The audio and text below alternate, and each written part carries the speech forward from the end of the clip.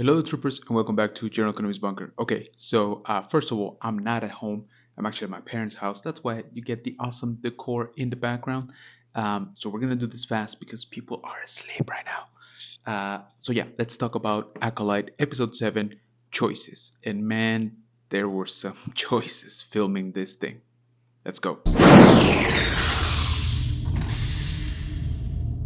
So we kick off this episode. It's a flashback episode, first of all.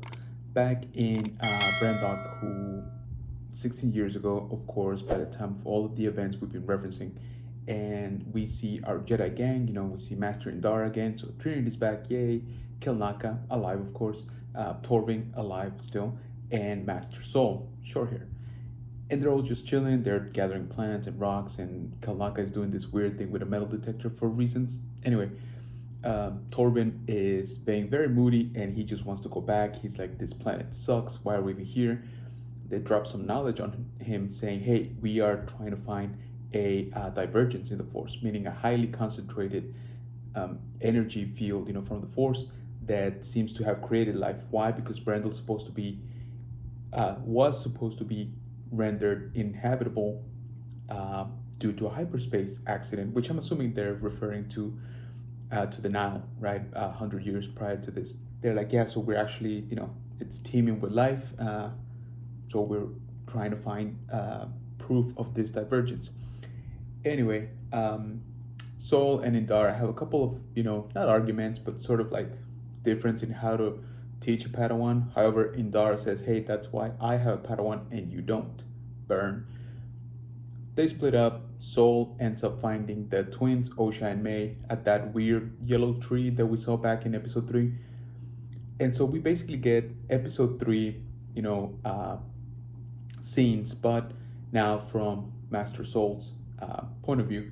So he's sneaking around, he finds the witches, he finds the Covenant, he tries to contact the other Jedi, he can't, obviously. And then he finds out that something's gonna happen, pretty soon here with the Ascension. So he goes back and tells Indara, hey, I think we need to save these kids. She's like, we should really talk to the council. He's like, but what if we don't? And she's like, yeah, you're right. Let's just not. They all go together to the lair, right? And by the way, they finally mentioned Night Sisters, the word Night Sisters, which makes sense. But they decide to go in as a group, and that's when they crash the Ascension party in the episode again that we saw before. But now we get an insight into how Torben was basically being invaded by Mother Anastasia. And all he really wants is just to go back to Coruscant. I guess that's his main, thing. He's kind of done with the field work. He's missing, I'm assuming, the clubs and all the nightlife scene that Coruscant has to offer. Anyway, that's kind of how Mother Anastasia gets into his mind. That's how he gets kind of possessed. And that's how they manage to make them agree to leave, but the kids have to be tested, right? The sisters. We get a little bit more insight as to the scene where the kids are tested by the Jedi. It's obvious that May throws the test, right? And Indara actually gets a little bit more information as to why she has a marking, and she tells her, we're supposed to become the leaders of the Covenant. Indara's like, well, how is that supposed to happen if you guys are just kids? And she's like, I don't know. So they get a little bit more clues into what's going on with the Covenant of Witches. Sol, of course, coaches Osha to speak her feelings, to really try, right, for the test, which she does. We know that she passes the test. We get a scene where Torben is analyzing their blood samples, and it turns out that both of them have really high M count. They go again with M count, by the way. I don't know why not midichlorians if this is before episode 1. Anyway, probably not the point. But he does notice something about symbiotes. So I was like, oh, so they're, from the planet that Venom and Carnage are from. Maybe not. But the point is that they are basically the same person genetically, it seems. And so the theory is that the witches use the divergence to split one conscious into two bodies. And I guess, that kind of tracks with was mentioned in previous episodes about the Jedi really not liking the way that the twins were created. So this kind of sets off Torben, who's like, okay, we got our ticket out of here. These girls are the proof of the divergence, so I'm gonna go grab them. So he takes off. Sol takes off, after him, and Indara and Kalnaka approach by ship. So once Sol and Torben get to the witch's lair, they decide to sneak about. However, as they're getting there, the whole thing with May, starting the fire, that discussion is going on with Mother Anastasia and Osha. We see Mother Anastasia talk to the rest of the Covenant, and they're all like, hey, we can't take this kid, seriously. We have to protect the Covenant, and these kids are our future, so it doesn't matter that she wants to go, we can't let her go with the Jedi. Anastasia is like, yeah, but I'm her mom, so I'm choosing to be her mom and letting her go. Mother Coral, right, the Sabrak, tells May to get angry if she doesn't want Osha to leave. So that's when she starts the fire, which they made it seem like it was a lot more clumsy than intended. I guess she did meant to start the fire with the notebook, but not a big fire as it ended up being. Anyway, she does smash the gate control, so traps everybody inside the lair. And that's when Sol and Torben are sort of sneaking in. So they confront Mother Anastasia and Mother Coral. The rest of the witches have their weapons. They have bows, which I thought was going to be those cool like energy bows, but they were just kind of like regular bows still. And Torben is obviously still reeling in from being mind controlled. He said he's fortified his mind, so he's kind of on edge already. Mother Coral definitely wants them out of there. She's willing to use violence. She's got a weapon. And Mother Anastasia does this weird like mist thing where she's sort of, moving like a ghost type of thing. And Sol takes that as she's gonna do something bad. And so Sol stabs her and kills Mother Anastasia. So that's a big reveal right there. Fighting ensues, of course, and then all the witches sort of become that weird like black mist, and I guess they reconvene somewhere else because they're all together now. And somehow Kelnaka shows up, but he's possessed. He's the one that's actually possessed. So he attacks Torben and Sol. And the fight is pretty cool. We finally get to see Kelnaka fight, which I think we've been wanting since episode 1. Anyway, he's obviously very strong.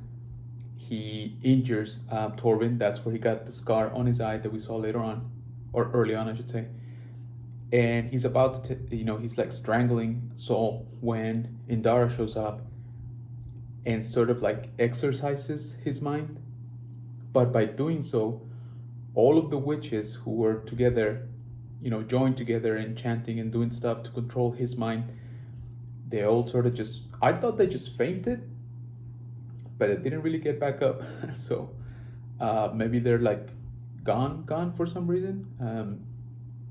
I don't know. I guess Indara is just super uber powerful in the force or mind force. I'm not sure how that works, but the point is that that's how they all sort of just got knocked out. So once Kelnaka is exercised, right, he's back to his right mind. Indara tells Sol to go get the twins, which I guess, she changed her mind because she actually contacted the Jedi Council and they told her, no, we can't train them. We cannot take them from the witches. You've already meddled too much. Leave them alone. To which, again, Sol and Torben kind of opposed because, Torben just wanted to get home. And he's like, if I can get back to Coruscant by grabbing these kids and showing that they're part of the divergence, that's what I'm going to do. Sol was a little bit more weird in that aspect. He's like, oh, I feel a connection to Osha. Like, she has to be my Padawan. Which I didn't understand after meeting her for, 45 seconds, how that kind of worked. I don't know. But the point is, Sol runs off to get the twins. And that's when we see both of the twins, in platforms, they're collapsing because of the fire and everything. I guess the fire was the reason that everything sort of started exploding. Again, physics. Soul does actually hold on to both of them with the force, preventing him from falling over. But he can't hold on to both of them. And so he makes a choice and lets May fall in order to save Osha. And so he grabs her, just like we saw before, takes her back and all of that stuff. So back at the Jedi ship, as they're returning, they're going to Coruscant now. Torben is all messed up from his face. Osha's kind of unconscious. And Sol and Indara, they're kind of going at it a little bit. Indara is basically saying, why would you make this choice for her? You basically modified her destiny. We were told to stay away, and look what your attachment did. Again, I don't understand why Sol got so attached to Osha so fast. Maybe they'll explain that, but I doubt it at this point. Sol is like, you know what? You're right. I'm just going to go ahead, and when we get back to Coruscant, I'm going to tell the council everything. It's all my fault. I messed up. And then Indara kind of flips back to saying, why would you do that? You look at what Osha, she basically lost everything, right, tonight. Don't take away her master too. Don't take away her dream to become a Jedi. Which I'm like, weren't you just saying that what you did was, everything you just did was wrong? Not sure on that one. Torben is like, okay, well, what are we going to say? Are we going to say that we killed, the witch first and then everything else got messed up? And Indara's like, no, we are going to say that it was May who started a fire and that fire destroyed everybody. So then Osha wakes up asking for her mother, obviously. Sol goes up to her and Osha's like, what happened? Where's everybody? And all that Sol says is May started a fire.